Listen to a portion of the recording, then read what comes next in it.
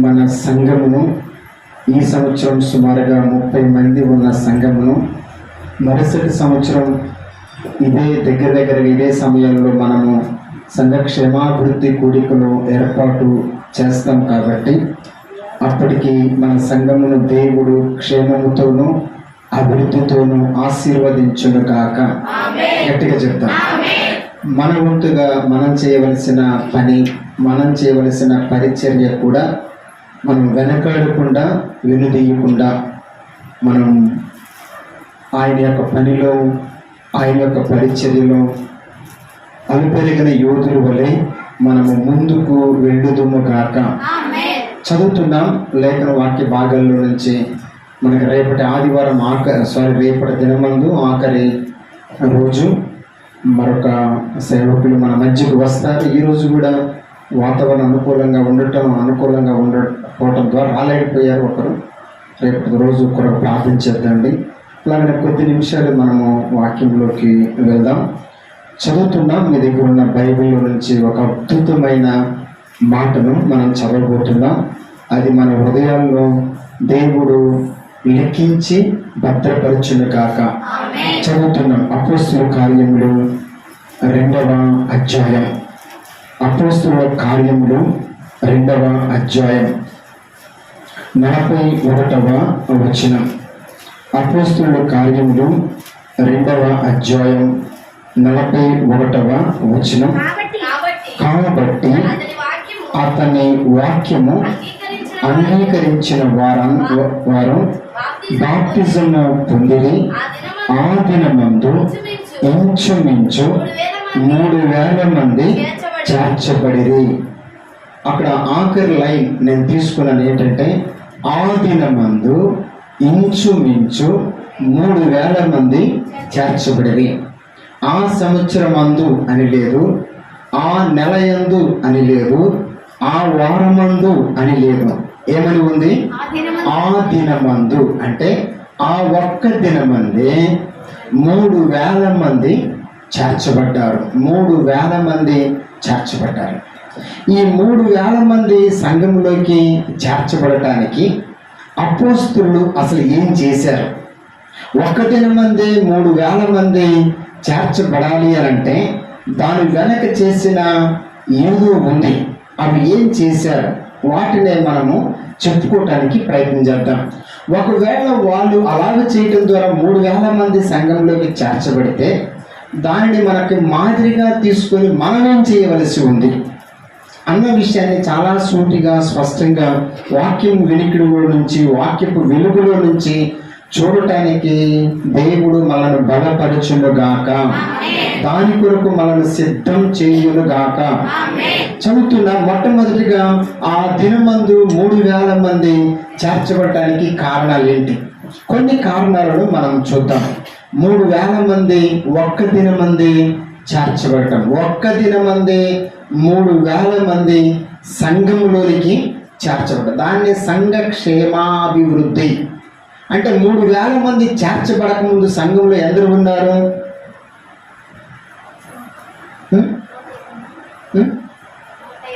120 మంది ఉన్నారు. మేడగదిలో కూడుకున్న వారు 120 మంది ఉన్నారు. అదే సంఘం.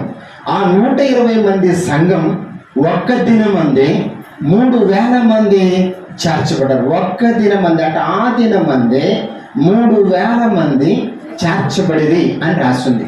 ఆ 3,000 మంది ఎలాగూ చేర్చబడ్డారు? ఆ చేర్చబడటానికి సేవకులు, సంఘము చేసిన పనులేంటి?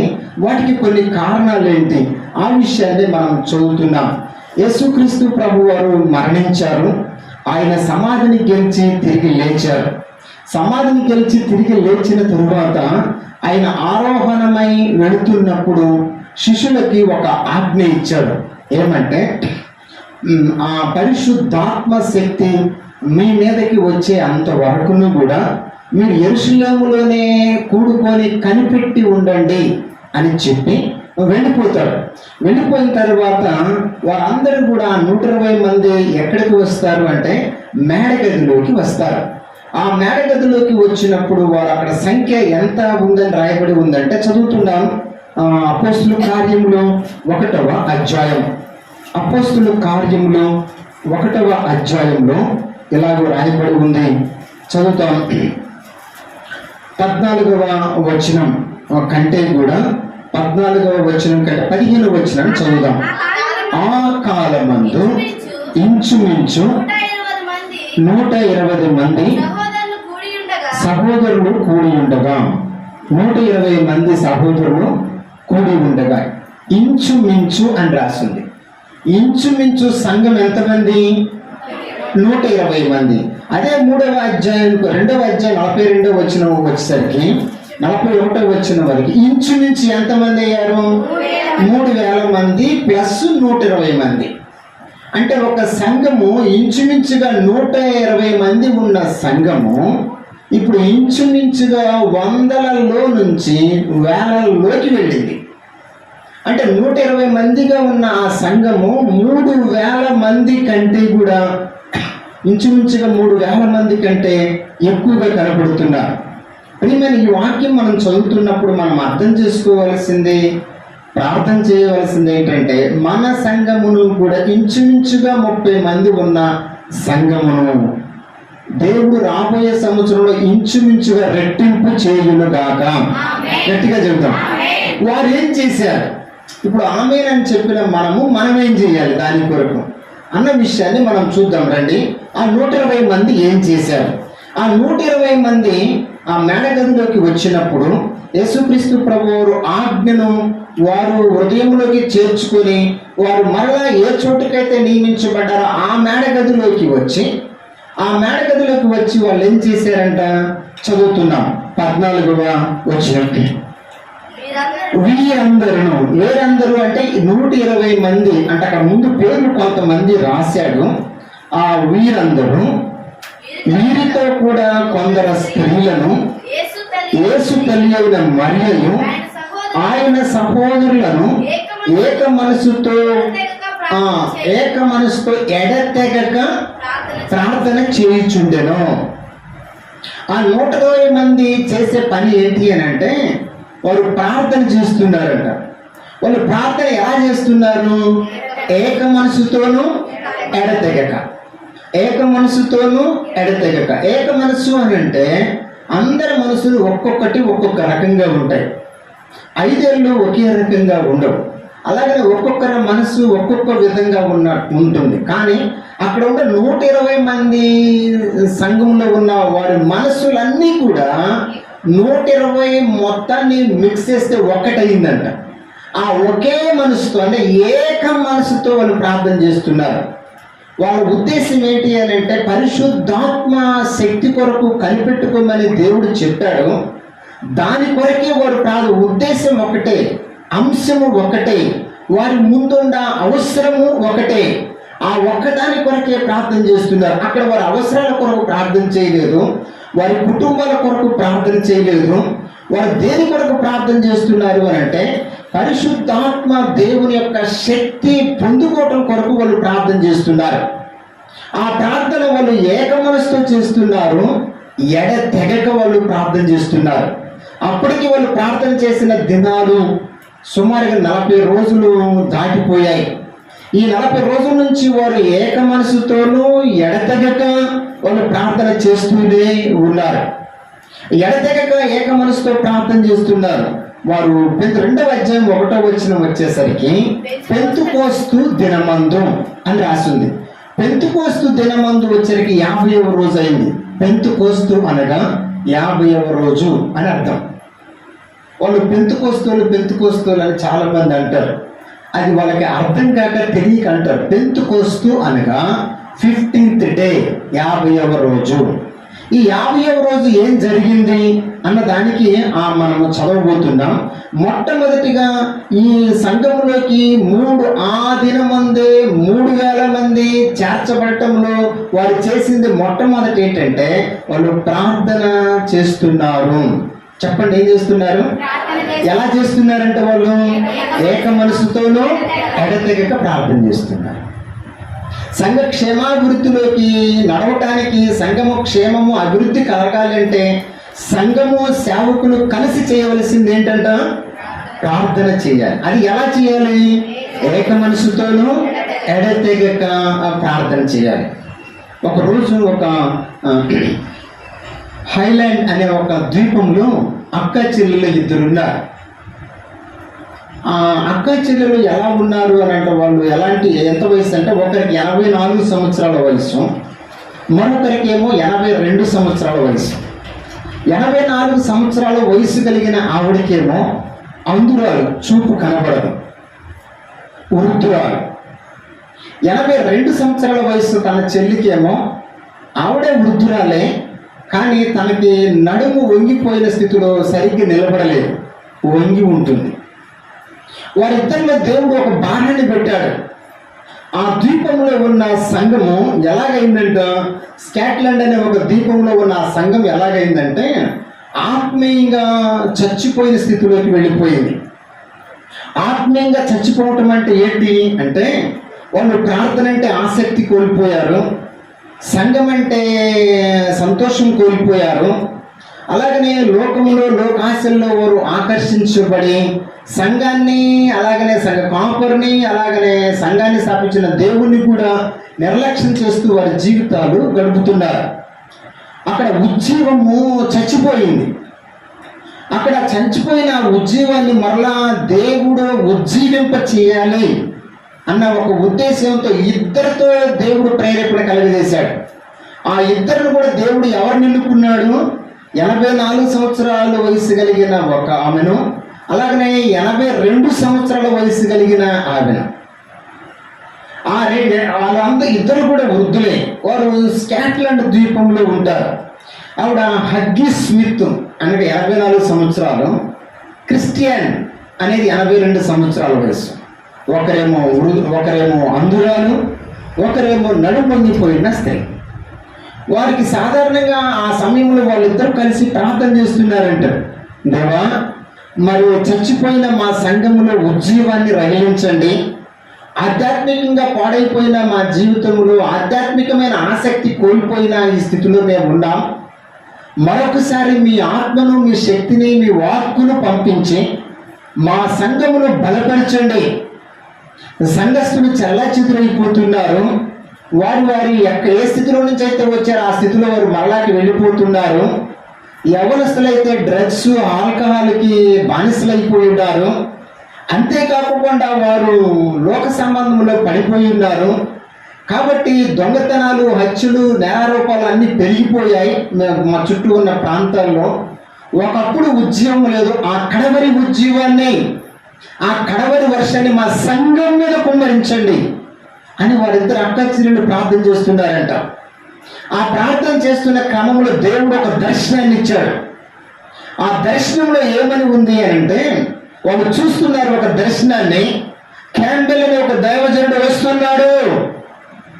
ఆ చచ్చిపోయిన సంఘంలో ఒక రివైవల్, ఒక ఉజ్జీవాన్ని తీసుకొని రావటం కొరకు, ఆరిపోయిన సంఘాన్ని మరలా మండించటం కొరకు, ఆగిపోయిన ఆత్మలను, ఆసక్తిని మరలా అభివృద్ధిలోకి తీసుకొని రావటం కొరకు ఒక గొప్ప దైవజనుడు మా ప్రాంతానికి వచ్చాడు. ఆయన పేరు క్యాంబెల్ అనే ఒక దైవజనుడు.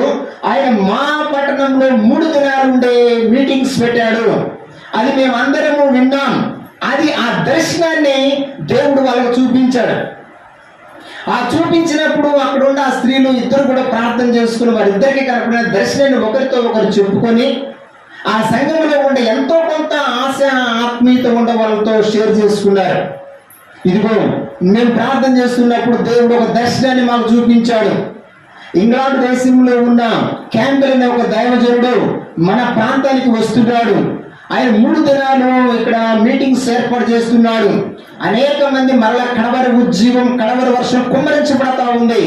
అనేక మంది జీవితాలు కదిలించబడుతున్నాయి అని మాకు దేవుడు చూపించాడు అని చెప్పినప్పుడు, అందులో ఆ ఇద్దరు కొంతమంది వెళ్ళి ఇంగ్లాండ్ దేశానికి వెళ్ళి క్యాంబెల్ అనే ఒక దైవజనుడిని కలుస్తారు. కలిసిన తర్వాత ఫలానా మీటింగ్స్ మేము పెడుతున్నామండి, మీరు తప్పకుండా వాక్య పరిచయం చేయడానికి రావాలి మీరు అని చెప్పినప్పుడు, ఆ దైవజనుడు ఏం చెప్పాడంటే, లేదు ఆ దినాల్లో మాకు చాలా మీటింగ్స్ ఉన్నాయి, ఒక పెద్ద మీటింగ్లో నేను వాక్యం చెప్పవలసి ఉంది, అది చాలా ప్రసిద్ధమైన మీటింగ్స్, కొన్ని వేల మంది వస్తారు, నేను వాళ్ళకి మాట ఇచ్చాను, రాలేను అని చెప్పాడంట. చెప్పిన తర్వాత వీళ్ళు బజ్జల వాళ్ళు వెళ్ళి క్యాంపెయిన్ అనే దైవజన్ని కలిసి మరలా ఇద్దరికి చెప్పారు. హగ్గీ స్మిత్కి అలాగనే క్రిస్టియన్కి చెప్పారు, అమ్మ ఇట్లా మీరు దర్శనం వచ్చిందని చెబుతున్నారు కదా, మేము వెళ్ళి మీ దర్శనంలో ఏ దైవజన్ని అయితే చూశారు ఆ దైవజనుడితో మేము మాట్లాడినప్పుడు ఆయనకు కుదరదు అని అన్నాడు, ఆ డేట్స్ ఖాళీ లేవు అని అన్నాడు అని చెప్పినప్పుడు వాళ్ళు ఎక్కడా నిరాశపడలా. వాగ్దానము చేసిన వాడు నమ్మదగిన వాడు, ఆయన ఆలస్యం చేస్తాడేమో కానీ అలక్ష్యం చేసేవాడు కాదు. మాకు చూపించిన దర్శనం అది భ్రమపరచు ఆత్మ కాదు, మా బలమైన దేవుడు ఆ దర్శనాన్ని చూపించాడు, వస్తాడు. క్యాండిల్ అనే ఒక దైవజనుడు. మనం ఏ డేట్లు అయితే అనుకున్నామో ఆ డేట్లో వాల్ పోస్టర్స్ వేయించండి, పోస్టర్స్ వేయించండి, పబ్లిసిటీ చేయించండి, మా సొమ్ము ఇస్తాం అని చెప్పి అక్కచెల్లి వాళ్ళకి వచ్చే పెన్షన్ డబ్బులన్నీ కూడా ఎంతో కొంత ఉంచుకున్న డబ్బులన్నీ కూడా వాళ్ళకి ఇచ్చారు. వాళ్ళలో ఎంతో కొంత అవిశ్వాసం ఉంది. ఏంటి, ఆయన రానని మాతో చెబుతున్నాడు, వీళ్ళేమో వస్తామని అంటున్నారు, వస్తాడు తప్పకుండా అంటున్నారు. సరే అయినా కానీ అటు ఇటు ఆలోచనలతో వాళ్ళు చెప్పినట్టుగా పోస్టర్లు వేశారు, పబ్లిసిటీ చేశారు, పాంప్లెట్స్ పంచారు. పంచిన తర్వాత ఆ డేట్ రానే వచ్చింది. అది ఒకవేళ సుమారుగా ఇదే డేట్లో అనుకుందాం, 1, 2, 3 డేట్లలోనే అని అనుకుందాం.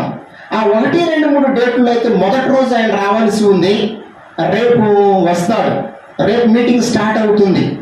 రేపు మీటింగ్ స్టార్ట్ అవుతూ ఉన్నప్పుడు ముందు రోజు మీటింగ్కి వెళ్ళాడు క్యాంపెయిన్ ఒక దైవజనుడు. వెళ్ళిన తర్వాత ఏం చెప్తున్నాడంటే, ఆయనకంటే ముందు ఒకరు మెసేజ్ ఇస్తున్నారు, సందేశం ఇస్తున్నప్పుడు నేను రెండో సందేశం చెప్పాలి కదా ప్రభువా, నన్ను ఎలా చెప్పాలో మీ ఆత్మ చేత నింపు అని ప్రార్థన చేసుకుంటా ఉన్నప్పుడు దేవుడు అతన్ని దర్శిస్తున్నాడు. క్యాంపెయిన్, నువ్వు వాక్య పరిచయం చేయవలసింది ఇక్కడ కాదు, స్కాట్లాండ్ లో ఒక ద్వీపంలో ఉన్న ఒకరి దగ్గరకు మీరు వెళ్ళి అక్కడ మీరు వాక్య పరిచర్య చేయాలి. ఆ ద్వీపంలో నువ్వు వాక్యం చెప్పాలి, కానీ ఇక్కడ కాదు నువ్వు చెప్పవలసింది అని అన్నప్పుడు ఒకేసారి ఆశ్చర్యపోయాడు. మరలా ప్రార్థన చేసుకున్నాడు. ఫస్ట్ మెసేజ్ ఒక పాస్టర్ గారు చెబుతున్నారు, రెండో మెసేజ్కి పిలవబోతున్నారు, సమయం దగ్గర పడుతుంది. మరలా ప్రార్థన చేస్తుంటే మరలా దేవుడు అదే స్వరాన్ని వినిపిస్తున్నాడు, క్యాంపెయిన్ నువ్వు ఉండవలసింది, నువ్వు చెప్పవలసింది ఇక్కడ కాదు, మొన్న మీ దగ్గరికి వచ్చిన వారి దగ్గర నువ్వు వాక్యం చెప్పాలి, నువ్వు అక్కడికే వెళ్ళని చెప్పినప్పుడు క్యాంపెయిన్ వెంటనే ఇది దేవుడు నాతో చెబుతున్నాడని చెప్పేసి అక్కడ ఉన్న కోఆర్డినేటర్ను పిలిచి, ఇదిగో నేను పలానా చోటికి వెళ్ళాల్సింది, ఐఎమ్ సారీ ఏమనుకోకండి అని చెప్పేసి ఒటావుటీని ఆయన వెళ్తున్నాడు. ఆ ఫ్లైట్ ఎక్కి వెళ్ళి ఆ స్కాట్లాండ్ ద్వీపానికి దగ్గరికి వెళ్ళి ఆ దీవుల్లోకి వెళ్ళడానికి ఒక పడవ ఎక్కాలి, ఒక ఓడ ఎక్కాలి. ఆ దగ్గరికి వెళ్ళిన తర్వాత ఆ ఓడలో ఉన్న వ్యక్తి అంటున్నాడు, అయ్యా మీకోసం మేము ఎదురు చూస్తున్నాం, మీకోసమే ఓడను ఆఫ్ చేసామంటే, నేను వస్తానని మీకు ఎలా తెలుసు అసలు అంటే, దేవుడు మాతో చెప్పాడు అని చెప్పినప్పుడు ఆయన ఆశ్చర్యపోయి దేవుడు తప్పకుండా ఏదో కార్యం చేయబోతున్నాడని ఓడకి వెళుతూ ఉంటే ఆ ఊరు నిండా ఆయన వేసిన వాల్ పోస్టర్స్ ఉన్నాయి, పంచిన పాంప్లెట్స్ కనబడుతున్నాయి.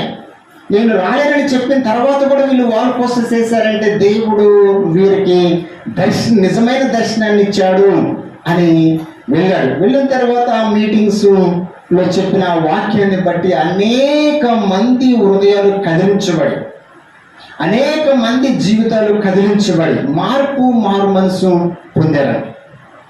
మళ్ళా ప్రారంభంలో ఉన్న ఉజ్జీవాన్ని దేవుడు తన సేవకుడు ద్వారా వాక్కు ద్వారా, వాక్యము ద్వారా, వాగ్దానము ద్వారా ఆయన రప్పించాడు. మళ్ళా ఆయన హృదయాన్ని కదిలించాడు. ఆయన కదిలించిన తర్వాత అప్పుడు ఆయన అనుకున్నాడు, అక్కడ 3 రోజులు మీటింగ్ చెప్పి వెళ్ళిపోయిన తర్వాత మరలా సంఘము క్షేమాభివృద్ధిలోకి నడిచింది. మునుపటి కంటే అధికమైన మేలు చేత, మునుపటి కంటే అధికమైన తృప్తి కలిగిన వారిగా సంఘము నడుస్తూ ఉంది. ప్రియమైన సోదరి స్నేహితుడు, సంఘము క్షేమాభివృద్ధి కలగాలి అని అంటే, క్షేమము మరియు అభివృద్ధి కలగాలంటే ప్రార్థించేవాడు సంఘంలో ఉండాలి. ప్రార్థించే వారిని దేవుడు సంఘంలో లేపును గాక. గట్టిగా చెబుతాం. మీ ఇంటి వారు కదిలించబడాలి అన్న, మారు మనసు లేని మీ పిల్లలు మార్పు చెందాలి అన్న, మీ ఇంటి వారు ప్రార్థనకి అడిగినా కానీ రాలేనన్న మొండి హృదయాలను సైతం కూడా మార్చగలిగేది నీ ప్రార్థన అయి ఉండాలి. ప్రార్థనకి ఓటమి లేదు, ప్రార్థనలో చేసి ఓడిపోయిన వారు లేరు, ప్రార్థన చేసి పొందుకున్న వారే ఉన్నారు కానీ ప్రార్థన చేసి పోగొట్టుకున్న వారు లేరు. ఆదిమ సంఘం 120 మంది సంఘం 3,000 మంది కంటే పైగా ఎలాగూ మార్చబడింది. దేవుడు ఎలాగూ చేశాడు అని అంటే వారు ఏం చేస్తున్నారంటే ప్రార్థన చేస్తున్నారు. ఎలా చేస్తున్నారు? వాళ్ళు ఎడతెగక ఏక మనసుతో ప్రార్థన చేస్తున్నారు. ఉద్దేశం ఒకటే, అంశం ఒకటే, టాపిక్ ఒకటే, వాళ్ళ గురి ఒకటే, గమ్యం ఒకటే. వారు 120 మంది ఉన్న వారి మనసులు కూడా ఒకటే. ఏక మనసుతో ఎడతెగక వాళ్ళు ప్రార్థన చేస్తున్నారు. మనం సంఘము క్షేమము అభివృద్ధిలోకి రావాలంటే మనం ఏం చేయవలసిన వారమై ఉన్నాం? ప్రార్థన. అందరూ చెప్పండి, ప్రార్థన చేయవలసిన వారమై ఉన్నాం. సోదరి స్నేహితుడా, నువ్వు ప్రార్థన చేయగలిగి ఉండి చేయలేకపోతున్నాడు, నువ్వు పాపంలో ఉన్నావు అని అర్థం. నువ్వు పాపం చేస్తున్నావు అని అర్థం.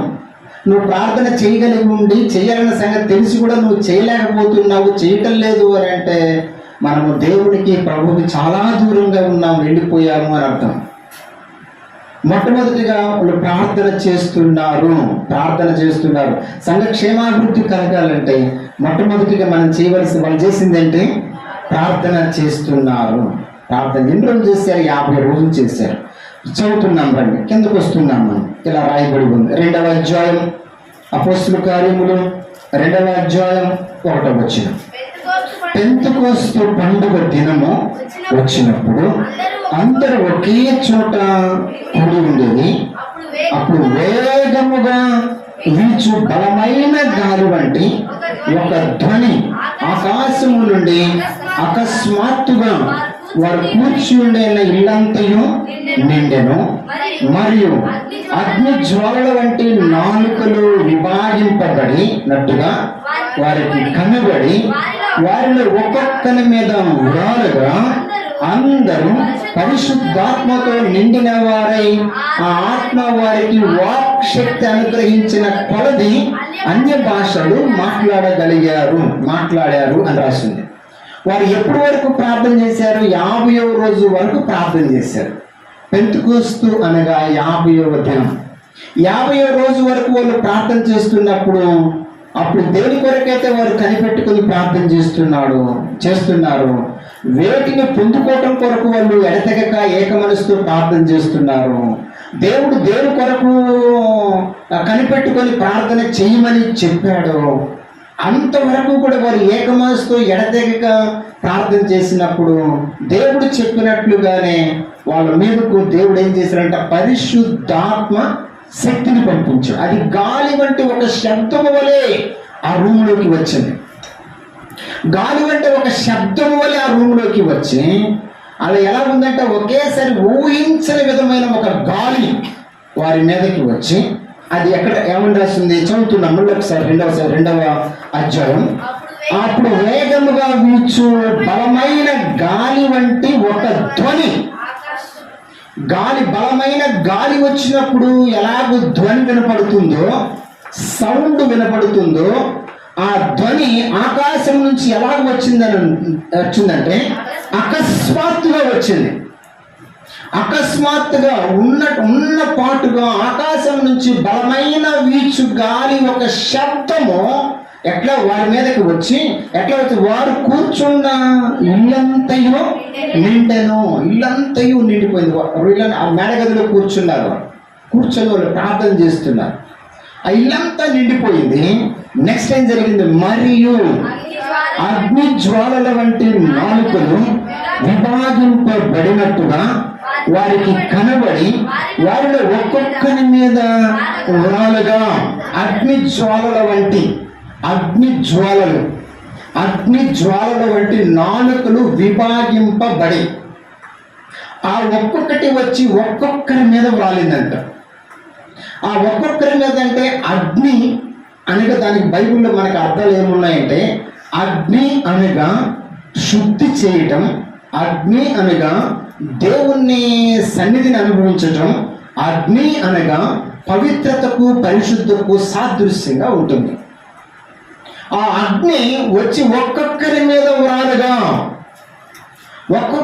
వ్రాలినప్పుడు ఏం జరిగిందంటే వారు పరిశుద్ధాత్మ చేత నింపబడ్డారు. పరిశుద్ధాత్మ శక్తి చేత నింపబడ్డారు. అంటే వాళ్ళు శక్తి పొందుకున్నారు. వాళ్ళు పరిశుద్ధాత్మ శక్తి పొందుకున్నారు. పరిశుద్ధాత్మ శక్తి ఎంతమంది పొందుకున్నారు?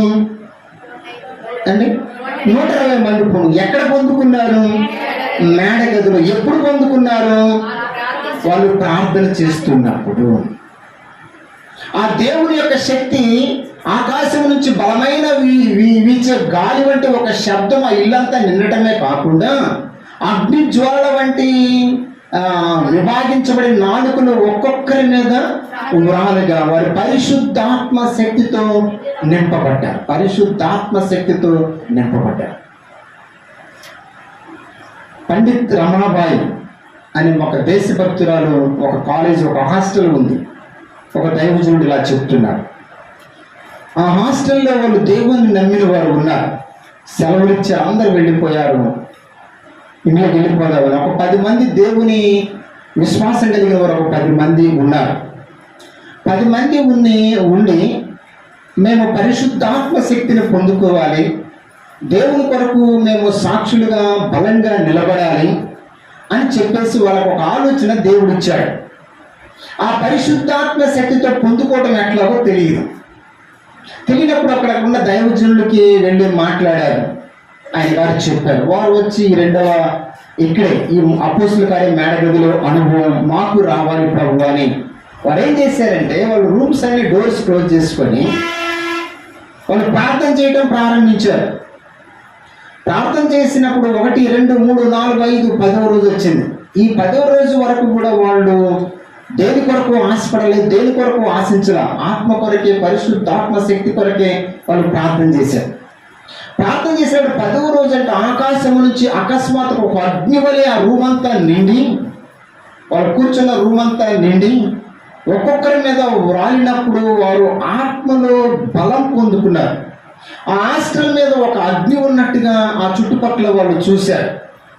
చూసి హాస్టల్లో పిల్లలు ఉన్నారు, కాలిపోతున్నారేమో అని వాళ్ళ రూమ్ మీద కూడా ఆ అగ్నిని చూసి ఆ బకెట్తో నీళ్లు తీసుకొచ్చి చిమ్ముతున్నారు. ఎంత బకెట్తో నీళ్లు తీసుకొచ్చి చిమ్మినా కానీ ఆ అగ్ని ఆరిపోవటం లేదు. ఎందుకని ఆరిపోవటం లేదు? అందులో వివేచన కలిగినప్పుడు అప్పుడు అన్నాడు, ఏమన్నాడంటే పిల్లలు లోపల ఉన్నారు, బయట కాలుతుంది, మనం ఆర్పినా ఆగటం లేదంటే అది లోక సంబంధమైన అగ్ని కాదు, అది పరిశుద్ధాత్మ అగ్ని అన్న సంగతి అర్థమైపోయి వాళ్ళు నీళ్లు కొట్టడం ఆపు చేసి ఆ రూములో తెరిచి చూస్తే వాళ్ళు బలంగా వారు ప్రార్థన చేస్తున్నారంట. అప్పుడు ఆ రోజు పొందుకున్న ఆ శక్తిని బట్టి వాళ్ళు సాక్షులుగా నిలబడ్డారు. ఆ చుట్టుపక్కల ప్రాంతాలను ఆ పిల్లలు, యవ్వనస్తుల పిల్లలు కదిలించారు. క్రీస్తు కొరకు అనేక మందిని సంపాదించారు. పరిశుద్ధాత్మ శక్తి పొందుకుంటే ఏం జరిగింది అని అంటే అక్కడ బైబిల్లో చాలా స్పష్టంగా ఉంది. ఏమని ఉందంటే చదువుతున్నాం రండి, 1వ అధ్యాయం చదువుతున్నాం రండి. ఇలాగ రాయబడింది 1వ అధ్యాయం 8వ వచనం. 1వ అధ్యాయం ఆయనను పరిశుద్ధాత్మ మీ మీదకి వచ్చినప్పుడు మీరు శక్తి పొందెదరు కనుక మీరు యెరూషలేములోను యూదయ సమరయ దేశములంతటను భూదిగంతముల వరకును నాకు సాక్షులై ఉందురు. ఇందులో 2 విషయాలు చెబుతున్నాడు. మీరు పరిశుద్ధాత్మ శక్తిని పొందుకుంటే 1 శక్తి పొందుకుంటారు, 2 సాక్షులుగా ఉంటారు. అది పరిశుద్ధాత్మను పొందుకోవటము అంటే. ఇక అంతకుమించి ఏమీ లేదు. సింపుల్ వాక్యంలో ఏమైనా ఉందంటే మీరు శక్తి పొందుకుంటారు, 2 సాక్షులుగా ఉంటారు. సాక్షులుగా ఉంటే ఏ సమయంలోనైనా, ఎలాంటి సమయంలోనైనా దేవుని కొరకు నిలబడే అంత ధైర్యము, శక్తి వచ్చింది. అది సొంత వారి మధ్య కావచ్చు, బయట వారి మధ్య కావచ్చు, అది ఏ సమయమైనా కావచ్చు, ఏ సందర్భమైనా కావచ్చు. దేవుని కొరకు నిలబడే ఒక శక్తి, దేవుని గురించి చెప్పే ఒక గొప్ప సాక్ష్యము వారి జీవితంలో స్థిరంగా ఉంటుంది అన్నమాట. అందుకని వాళ్ళు మేడగదిలో ఏం చేస్తున్నారు? ఆ దినమందే 3000 మంది సంఘములోకి చేర్చబడటానికి 2వ కారణం ఏంటి అని అంటే వారి పరిశుద్ధాత్మ శక్తిని పొందుకున్నారు. పరిశుద్ధాత్మ శక్తిని పొందుకున్నారు కాబట్టి వారు శక్తిగా ఉన్నారు, అంటే బలంగా ఉన్నారు. 2వ సాక్ష్యము వారు చెబుతున్నారు. ప్రియమైన సోదరి స్నేహితులు, మనము సంఘము క్షేమాభివృద్ధిలోకి నడవాలంటే మొట్టమొదటి మనం ఏం చేయాలి? ప్రార్థన చేస్తున్నారు. రెండవది పరిశుద్ధాత్మ శక్తిని పొందుకున్నారు. ఈ రెండు విషయాలు ఆ మేడగదిలో ఉన్నవారు చేశారు. ఈ మేడగదిని వాళ్ళు ఏం చేశారంటే వాళ్ళ ప్రార్థన బట్టి పెంతుకోస్తు గదిగా, పరిశుద్ధాత్మ శక్తి పొందిన గదిగా మార్చారు. ఆ పరిశుద్ధాత్మ శక్తి పొంది ఉన్న గదిగా వాళ్ళు మార్చారు. ఇప్పుడు మేడగది కాదు, అది పరిశుద్ధాత్మ శక్తి పొందుకున్న గది. అది ఆకాశం నుండి బలమైన వీచిన గాలి చేత శబ్దం చేత నింపబడిన గది అది. అలాగనే అగ్ని జ్వాలల వంటి నాలుకలు విభాగించబడి వారిన స్థలం అది. వారి ప్రార్థన ఏం చేసిందంటే ఆ మేడగదిని పెంతుకోస్తు గదిగా, పెంతుకోస్తు శక్తి కలిగిన గదిగా దేవుడు మార్చాడు. సోదరి స్నేహితులను, నువ్వు నీ ఇంట్లో చేస్తున్న ప్రార్థన ఒక పెంతుకోస్తు శక్తి పొందుకునే గదిగా నీ ఇంటిని దేవుడు చెవునుగాక. అది నువ్వు చేసే ప్రార్థన అది ఎలా చేయాలంట? ఎడతెగక ఏక మనసుతో ప్రార్థన చేయాలి. ఇందాక మనం రెగ్గి స్మిత్, అలాగే క్రిస్టియన్ 84 సంవత్సరాలు 82 సంవత్సరాల వయసు, ఒక ఆవిడ అందురాలు, ఒక ఆవిడ నడుముంగిపోయి గూనావిడ. వాళ్ళిద్దరూ కూడా వాళ్ళ గురించి ప్రార్థన చేయలేం, వారి కుటుంబం కొరకు ప్రార్థన చేయలేం, మా అవసరాల కొరకు ప్రార్థన చేయలేం, ఆరోగ్యం కొరకు ప్రార్థన చేయలేం. అలాగనే మాకు ఇది కావాలి ప్రభు, అది కావాలని ప్రార్థన చేయలేం. ఈ విషయంలో కార్యం చేయి, ఆ విషయంలో కార్యం చేయాలి అనేది అసలు వాళ్ళు చేయలేం. వాళ్ళు చేసింది కేవలం సంఘములో ఉద్యమం కొరకు చేశారు. సంఘంలో మరలా రివైవల్, మరొకసారి దేవుడు ఆత్మచేత సంధించే విధంగా కావాలని చేశారు. మునుపటి ఉజ్జీవం, మునుపటి ఉత్సాహం, మునుపటి ఆత్మ రావాలని వారు ప్రార్థన చేశారు. సంఘము క్షేమాభివృద్ధి కొరకు వాళ్ళు ప్రార్థన చేశారు. స్వప్రయోజనాలు పక్కన పెట్టారు, సంఘ క్షేమాభివృద్ధి కొరకు వాళ్ళు ప్రార్థన చేశారు. ఏ వయసులో చేశారు? 84, 82 సంవత్సరాల వయసులో ప్రార్థన చేశారు. సంఘక్షేమమే మన ప్రధానమైతే ఆటోమేటిక్గా నీ కుటుంబంలో కార్యాలు దేవుడు జరిగిస్తాడు. సంఘక్షేమం కొరకు వాళ్ళు ప్రార్థన చేసినప్పుడు పరిశుద్ధాత్మ శక్తి వారు ఎక్కడ ఉన్నారో అక్కడే దేవుడు పంపించాడు. అలాగే సంఘక్షేమం కొరకు మనం ప్రార్థన చేసేవారంగా ఉండి మన కుటుంబాల్లో మనకు కావలసిన ప్రతి కార్యము దేవుడి ద్వారా మనం పొందుదుముగాక. సంఘక్షేమాభివృద్ధి కలగాలి అని అంటే ఆ దినమందే 3000 మంది చేర్చబడ్డారు అని అంటే మొట్టమొదటి కారణం ఏంటి? ఎడతెగక ప్రార్థన చేశారు. రెండవది పరిశుద్ధాత్మను వారు పొందుకున్నారు. వాళ్ళు ప్రార్థన చేస్తున్నారు. రెండోది పరిశుద్ధాత్మను వారు పొందుకున్నారు. మూడోది చదువుతున్నాం రండి, అలా రాయబడి ఉంది. వారు పరిశుద్ధాత్మను పొందుకున్న తర్వాత వారి శక్తికి వచ్చింది, వాళ్ళకి ధైర్యం వచ్చింది. ఆ పెంతెకొస్తు దినమందు అనేక ప్రాంతాల నుంచి వచ్చిన వారు ఉన్నారు. సుమారుగా 13 దేశాలు, 13 ప్రాంతాల నుంచి వచ్చిన ప్రజలు అక్కడ ఉన్నారు. వాళ్ళందరూ పెంతెకొస్తు దినానికి వచ్చారు. వచ్చినప్పుడు వాళ్ళందరూ అక్కడ ఉన్నప్పుడు 14వ వచనం చదువుతున్నాం రండి, ఇలా రాయబడి ఉంది. అయితే పేతురు ఆ 11 మందితో కూడా నిలిచి బిగ్గరగా వారితో ఇట్లను, యూదయ మనుషులారా, యెరూషలేములో కాపురమున్న సమస్త జనులారా, ఇది మీకు తెలియనుగాక, చెవియొగ్గి నా మాటలు వినండి. ఆయన ప్రారంభించాడు, దేవుని యొక్క వాక్యం చెప్పటం ప్రారంభించాడు. పేతురు ధైర్యంగా మాట్లాడటం ప్రారంభించాడు. ఇదే పేతురును మనం కొంచెం వెనక చూస్తే, ఒక చిన్నది నువ్వు గలిలయ వాడు కదూ అని అంటే కాదు అని అబద్ధం ఆడాడు. మరొకడు వచ్చి నిజమే నువ్వు ఆయనతో ఉండటం నేను చూశాను అని అంటే లేదు నువ్వు ఎవరిని చూసి ఎవరైనా పొరపాటుపడుతున్నావు అని అన్నాడు. అటువంటి పేతురు సుమారుగా 13 ప్రాంతాల నుంచి వచ్చిన ప్రజలు, కొన్ని 100,000 మంది ముందు ఆయన 11 మందిలో నుంచి లేచి ధైర్యంగా వాక్యం చెబుతున్నాడు. ధైర్యంగా ఏమని ప్రారంభించాడు అని రాసి ఉందంటే, ఒక అద్భుతం ఏమని రాసి ఉంది అంటే, యూదయ మనుషులారా, యెరూషలేములో కాపురమున్న సమస్త జనులారా, ఇది మీకు తెలియనుగాక, ఇది మీకు తెలియనుగాక, చెవియొగ్గి వినండి, ఇది మీకు తెలియనుగాక.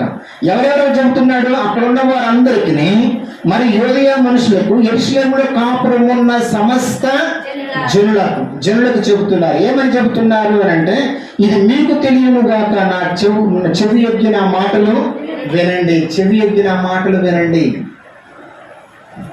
ఇది ప్రారంభించి ఆయన వాక్యం చెబుతూ సువార్త చెబుతూ చివరితో ఒక మాటతో ముగించాడు. అది మొదలు అయింది. ముగింపు దేంతో మంచి ముగింపు ఇచ్చాడు. ఏమని ముగింపించాడు చదువుతున్నాం. 36వ వచనం. మీరు సిలువ వేసిన యేసునే దేవుడు ప్రభువుగాను క్రీస్తుగాను నియమించెను.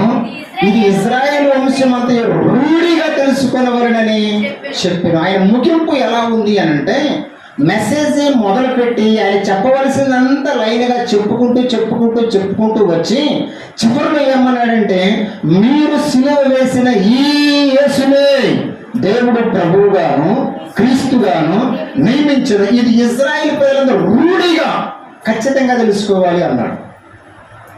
ఇశ్రాయేలు ప్రజలందరూ రూఢిగా తెలుసుకోవాలి అని అన్నాడు. ఏం తెలుసుకోవాలన్నాడు? మీరు సిలువ వేసిన ఈ యేసునే మీరు సిలువ వేశారు.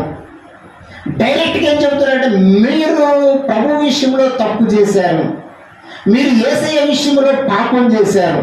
ఏం పాపం చేశారు? యేసయ్య ప్రాణాన్ని మీరు తీశారు.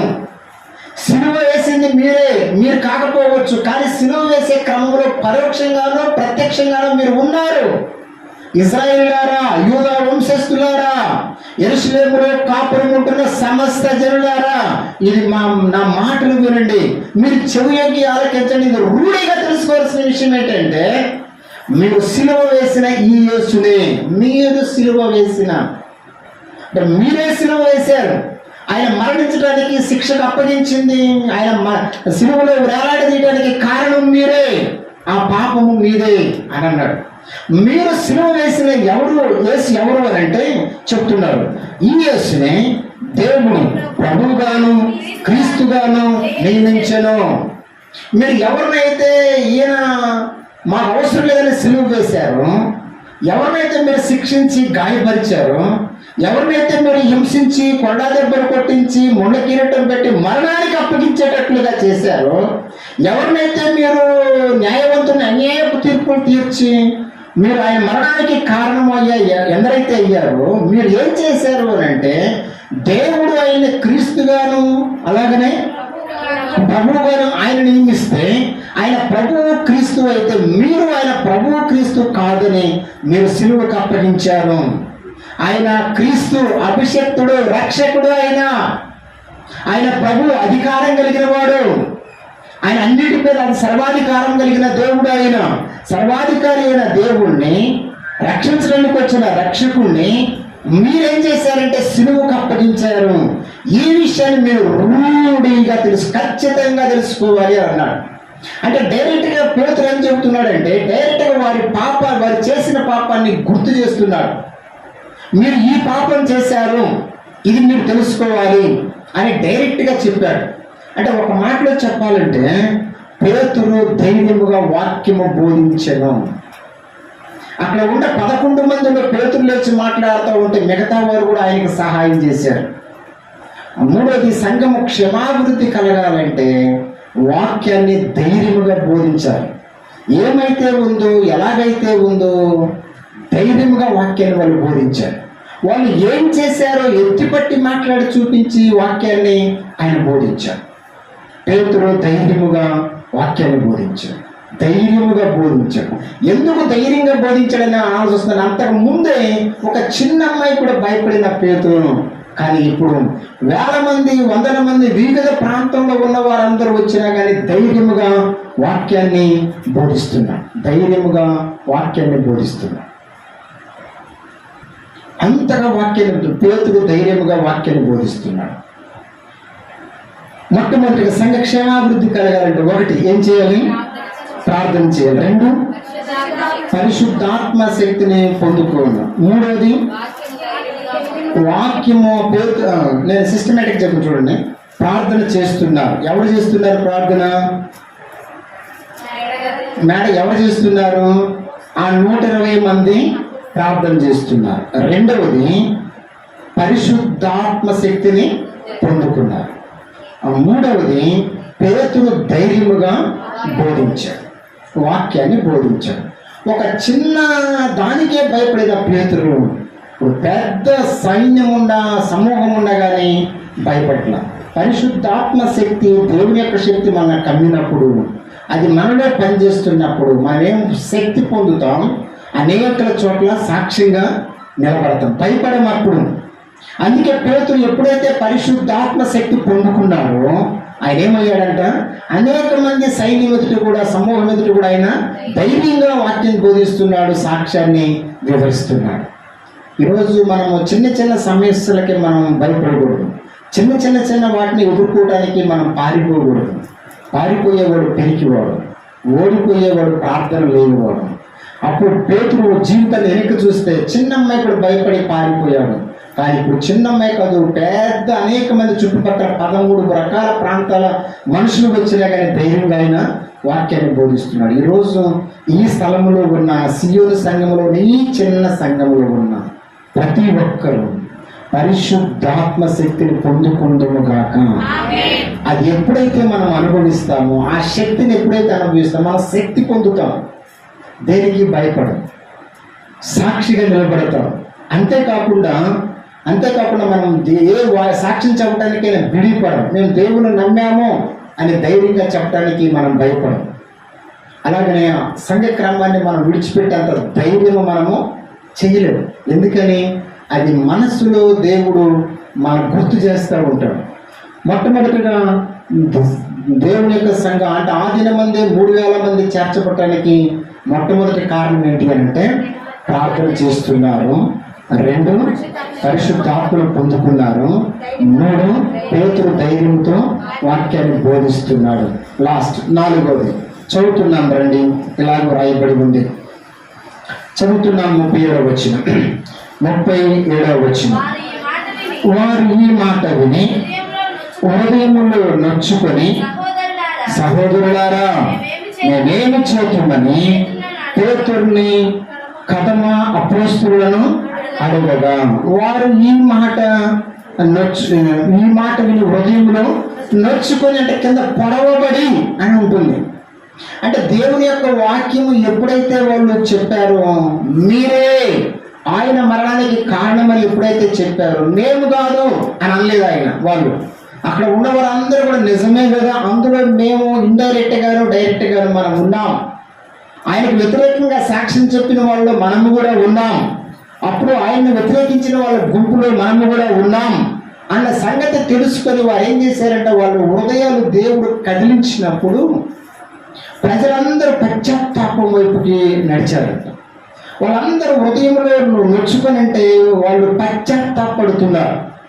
చేసిన తప్పుకి యేసయ్యను మేము ప్రాణం తీసామా, మేము దానికి కారణమా, మేమే కారణము కదా అని చేసిన పనిని బట్టి వాళ్ళు పాపం గుర్తు చేసుకున్నప్పుడు, ఆ తప్పును బట్టి వాళ్ళ హృదయాంతరంగపు లోతుల్లో నుంచి పశ్చాత్తాపము పెళ్ళి. అందుకే అక్కడ ప్రజల హృదయాలు కదిలించబడ్డాయి. అక్కడ ప్రజలందరూ అడుగుతున్నారు, అయ్యా మరి మేమేమి చేయాలి, ఈ పాపం చేసిన మేమేమి చేయగలను? ఈ మాట విని హృదయంలో వచ్చుకున్న సహోదరులారా మేమేమి చేతుము అని అన్నారు. మేమేం చేయాలి ఇప్పుడు అంటే వాళ్ళ హృదయంలో పశ్చాత్తాపం కలిగింది. మనం ఇందాక చెప్పుకున్నాం, క్రిస్టియన్ 82 సంవత్సరాల వృద్ధ మహిళ భూనావిడ, అలాగనే స్మిత్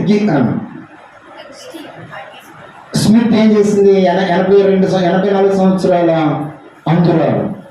వాళ్ళు ప్రార్థన చేసినప్పుడు దైవజనుడు క్యాంపెయిన్ రావటం, వాక్యం బోధించటం, ఆ వాక్యం విన్న వాళ్ళందరూ తెల్లారి పోలీస్ స్టేషన్లో చాలా మంది ఉన్నారంట. ఇదేంటి వాక్యం విన్న వాళ్ళు పోలీస్ స్టేషన్లో ఎట్లా ఉంటారు? పోలీస్ స్టేషన్లో ఉన్నవాళ్ళు బయటికి రావాలి కదా, పోలీస్ స్టేషన్కి ఎందుకు వెళ్ళారు అసలు? అందులో పోలీస్ స్టేషన్కి వెళ్ళిన వాళ్ళు ఎక్కువగా యవ్వనస్తులు ఉన్నారు. అసలు పోలీస్ స్టేషన్లో ఏముందని వెళ్ళారు, ఎందుకు వెళ్ళారు? అక్కడ విచారణ చేస్తే వాళ్ళు చెబుతున్నారు, వాళ్ళందరూ వెళ్ళయ్యా ఆ యవ్వనస్తులు పోలీసులు అడగక మునిపే పోలీస్ స్టేషన్లోనికి వెళ్ళి చెప్పి, ఇదిగో మేము ఈ విషయంలో దొంగతనం చేశాం, ఈ విషయంలో మేము హత్య చేశాం, ఈ విషయంలో మేము బలాత్కారం చేశాం, ఈ విషయంలో సంఘ విద్రోహ చర్యలకు మేము పాల్పడ్డాం, మరి ఇవన్నీ మీరు చెబుతున్నారు, ఎందుకు మీరు చెబుతున్నారంటే మేము క్యాంబెల్ గారు వాక్యం మేము రాత్రి విన్నప్పుడు మా హృదయాలు పొడవబడ్డాయి, మా హృదయాలు కదిలించబడ్డాయి, మా హృదయాలు పాపమును ఒప్పుకునేటట్లుగా చెయ్యమన్నాయి. అందుకే మీరు అడగకపోయినా కానీ, మీకు దొరకకపోయినా కానీ మేమే వచ్చి మా పాపం విషయమై మీ ముందు పశ్చాత్తాపడుతున్నాం అని చెప్పారండి. పోలీస్ స్టేషన్లో పెద్ద క్యూ లైన్ ఉంది. వాళ్ళ హృదయాలు నొచ్చుకొని పాపం విషయమై పశ్చాత్తాపడి, సహోదరులారా మేమేమి చెయ్యవాలి. దేవుడు వారి హృదయాలను కదిలించాడు, కఠినమైన హృదయాలను కరగదీశాడు, మలినమైన హృదయాలను, ఆ మత్తు హృదయాలను మహిమ కలిగిన దేవుని వైపు నడిపించింది ఆ వాక్యం. వారి బండలను, దేవుని యొక్క వాక్యం బండలను బద్దలు చేసే శుద్ధి వంటిది, కంసాలి అగ్ని వంటిది. అలాగే వాళ్ళ హృదయాలు కదిలించబడి వాళ్ళందరూ పాపం విషయంలో ప్రజలందరూ పశ్చాత్తాపడ్డారు. ప్రజలందరూ పాపం విషయమై పశ్చాత్తాపడ్డారు. ఇక్కడ సేవకులు సంఘము చేయవలసిన పనులు 3 ఉన్నాయి. అలాగనే సంఘం చేయవలసింది, అక్కడ ఉండే జనులు చేసింది 2 ఉన్నాయి. అక్కడ సేవకులు సంఘం కలిసి ఏం చేశారు అని అంటే, వాళ్ళు కలిసి ప్రార్థన చేశారు, వాక్యం చెప్పారు, ప్రభు ఆత్మను పొందుకున్నారు. అది విన్న వాళ్ళు ఏం చేస్తున్నారంటే, ప్రజలందరూ పాపం విషయమే పశ్చాత్తాపడుతున్నారు. తర్వాత ఏం చేశారు చదువుతున్నామండి. చివరిగా ఈ ఒక్క మాట చదివి మనం పూర్తి చేద్దాం. 41వ వచనం. కాబట్టి అతడు వాక్యం అంగీకరించిన వారు బాప్తిజము పొందిరి. ఆ దినమందు ఇంచుమించు 3,000 మంది చేర్చబడి, ఆ దినమందు ఇంచుమించు 3,000 మంది చనిపోయేది. ఆ దినమందు ఇంచుమించు 3,000 మంది చేర్చబడేది. ఎందుకు చేర్చబడాలి? చివరిగా ప్రభువుని సంతోషంతో వారు అంగీకరించారు. ఆ ఎంతమంది అంగీకరించారని రాసింది? 3,000 మంది అంగీకరించారు. 3,000 మంది సంఘములోకి చేర్చబడ్డారు. ఎలాగూ ప్రభువుని సంతోషంతో అంగీకరించిన వారు వీరందరూ కూడా. ప్రియమైన సోదరి స్నేహితుడు, సంఘము క్షేమాభివృద్ధి కలగాలి. ఆదిమ సంఘం ఎలాగూ క్షేమాభివృద్ధిలోకి వచ్చింది అంటే అది ఊరికినే రాలేదు. దాని వెనక చాలా ప్రయాసం ఉంది, దాని వెనక ప్రయత్నం ఉంది, దాని వెనక ప్రార్థన ఉంది, దాని వెనక బలమైన పునాదులు ఉన్నాయి. వారు ఊరికినే సంఘంలోకి చేర్చబడేలా, వారు 100లో నుంచి 1000లోకి, 1000 నుంచి లక్షల్లోకి ఊరికినే పోలేదు. దాని వెనకాల చాలా ప్రయాసం ఉంది. దేవుడు మనకు వచ్చిన సంఘాన్ని ఇచ్చాడు. ఈ సంఘము సంవత్సరాలు అయిపోతూ ఉంది. ఈ సంఘము క్షేమాభివృద్ధిలోకి నడవాలి అని అంటే మనం చేయవలసింది మొట్టమొదటిగా ప్రార్థన చేయటం, 2వది పరిశుద్ధాత్మ శక్తిని పొందుకోవటం, 3వది పేతురువలె ధైర్యముగా బోధించటం, 4వది ప్రజలందరూ ఏమయ్యారు? పశ్చాత్తాపం వైపు తిరిగారు. 5వది చెప్పండి, ప్రభువుని సంతోషంగా అంగీకరించారు. ఆ 3 ఫస్ట్ సేవకుడు చేస్తే వాళ్ళు ప్రార్థన చేయటం, పరిశుద్ధాత్మను పొందుకోవటం, ప్రభు వాక్యాన్ని ప్రకటించడం 3 చేస్తే అక్కడ మిగతా వాళ్ళు ఏం చేశారు? వాళ్ళు పాపం విషయంలో పశ్చాత్తాపడ్డారు, ప్రభువుని వారు అంగీకరించారు. ఈరోజు సంఘముగా మనం చేయవలసింది, సేవకులుగా మనం చేయవలసింది ఏంటంటే ప్రార్థన చేయటం, ప్రభు శక్తిని పొందుకోవటం, సువార్తను ప్రకటించటం. ఈ 3 మనం చేసినప్పుడు ఆ లోకంలో ఉన్న జనులు, మన కుటుంబాల్లో ఉన్న మనుషులు కదిలించబడతారు. ఈ 3 మనం చేయగలిగితే ప్రార్థన చేయటం, పరిశుద్ధాత్మ శక్తిని పొందుకోవడం, అలాగనే పేతురువలె ధైర్యంగా బోధించినప్పుడు అక్కడున్న ప్రజలందరినీ దేవుడు కొంతమందిని కదిలిస్తాడు. ఇప్పుడు మనం ఏ చోటులో ఉన్నామో, ఎక్కడైతే ఉన్నామో, మనం చేయవలసిన పనులు ఈ 3 చేస్తే లోకంలో ఉన్న ప్రజలను దేవుడు కదిలించునుగాక. మీ ఇంటిలో ఉన్న వారిని దేవుడు రగిలించునుగాక. మొండి హృదయములు మెత్తని హృదయములుగా చేయునుగాక. దేవునికి దూరంగా ఉన్నవారు సమీపముగా దేవుడు తెచ్చునుగాక. నువ్వు బ్రతిమలాడిన అవసరంలా, మాటికి వాళ్ళ ముందు ఏడవన అవసరంలా, అయ్యా ప్రార్థన కాళ్ళు కొట్టుకుంటా, డబ్బులు ఇస్తా అని నువ్వు బ్రతిలాడిన అవసరంలా. నువ్వు బ్రతిలాడవలసింది మనుషులతో కాదు, మనుషులను చేసిన దేవునితో నువ్వు బ్రతిమలాడాలి. నువ్వు మాటి మాటికి అడగాల్సింది వాళ్ళు కాదు, వాళ్ళు అడగవలసినంత అడుగుతాం, వదిలేయి. నువ్వు దేవుడికి అప్పచెప్పాలి. ప్రభువా, కొన్ని ఆత్మలు మేము ముందు ఉంచాను, వారిని తీసుకుని రండి, వారిని కదిలించండి, వారిని కరిగించండి, వారిని కఠినాత్మల నుంచి బయటకు తీసుకొని రండి, మీ సంఘం జీవం కలిగిన దేవుని సంఘంలోకి చేర్చండి ప్రభు అని ప్రార్థన చేసే సంఘముగా దేవుడు మన సంఘమును చేయుగాక. ఒట్టి ప్రార్థనతోనే మనం ఆగిపోకుండా పరిశుద్ధాత్మ శక్తిని పొందుకునే వారంగా దేవుడు మనల్ని ఉంచుగాక. ఎక్కడైనా సరే మనము సాక్షిగా ఉండాలి, అలాగనే మనము శక్తి పొందుకునేటట్లుగా కూడా మనం ఉండాలి. భయపడకుండా ధైర్యముగా సాక్ష్యం చెప్పే విధంగా ఉండాలి. ఏ ఫంక్షన్కి వెళ్ళినా, ఎక్కడికి వెళ్ళినా సరే ఐఎమ్ గాడ్ సర్వెంట్, మేము దేవుడిని నమ్మిన ప్రజలము అని చెప్పగలిగే ధైర్యము మనకు ఉండాలి. దాచుకోకూడదు, మనమేంటో ఇతరులకు చెప్పకుండా దాయకూడదు. ధైర్యం, ఆ దాచుకుంటున్నామంటే మనం దేవుని యొక్క ఆత్మ మనలో లేదు అని మనం భావించాలి. సోదరి స్నేహితులు, మన యొక్క సియోను సంఘము దేవుడు సమృద్ధిలోకి నడిపించాలి అన్న, క్షేమాభివృద్ధిలోకి నడిపించాలి అన్న, మనం చేయవలసింది మొట్టమొదటిది వారు ఏం చేశారట? ప్రార్థన చేశారు. 2 పరిశుద్ధాత్మ శక్తిని పొందుకున్నారు. 3 ప్రభువు వాక్యాన్ని బోధించారు. 4 ప్రజలందరూ పశ్చాత్తాపడ్డారు, ప్రభువుని ఆనందంతో అంగీకరించారు. ఆ దినమందు 3000 మంది చేర్చబడి, ఇంచుమించుగా 120 మంది ఉన్న ఆ మనుషులు, ఆ సంఘములో ఇంచుమించుగా 3000 మంది చేర్చబడ్డారు. ఈరోజు ఈ 30 మందిగా ఉన్న మన సంఘములో దేవుడు అనేక మందిని చేర్చుగాక. సంఘముగా నీకు ఒక బాధ్యత ఉంది, సంఘముగా నువ్వు చేయవలసిన ఒక పని ఉంది. ఒక తల్లిగా ఉంటే నువ్వు చేయవలసిన ప్రార్థన ఉంది, ఒక తండ్రిగా ఉంటే నువ్వు నెరవేర్చాల్సిన బాధ్యతలు కొన్ని ఉన్నాయి, ఒక విశ్వాసిగా ఉంటే నువ్వు చేయవలసిన పరిచర్య ఉంది. ఒకవేళ సంఘములో యవనస్తురాలుగా ఉంటే నువ్వు దేవుని యొక్క పనిలో వాడబడవలసిన అవసరత ఉంది. ఈరోజు ఇక్కడ ఈ స్థలంలో ఉన్న మనము ఆనాడు పరిశుద్ధ ఆత్మశక్తిని పొందుకొని ఎలాగైతే ధైర్యంగా వారు బోధించి దేవుని యొక్క సంఘ క్షేమాభివృద్ధిలో పాల్గొన్నారు, సియోను సంఘముగా ఉన్న మనలను, ఈ స్థలంలో ఉన్న మనలను దేవుడు తన ఆత్మ చేత నింపి నిలబెట్టి పంపును గాక. సంఘ క్షేమాభివృద్ధి కొరకు మనమందరము పని, పరిచర్య, ప్రార్థన చేసే వారంగా దేవుడు మనల్ని పురిగొల్పును గాక.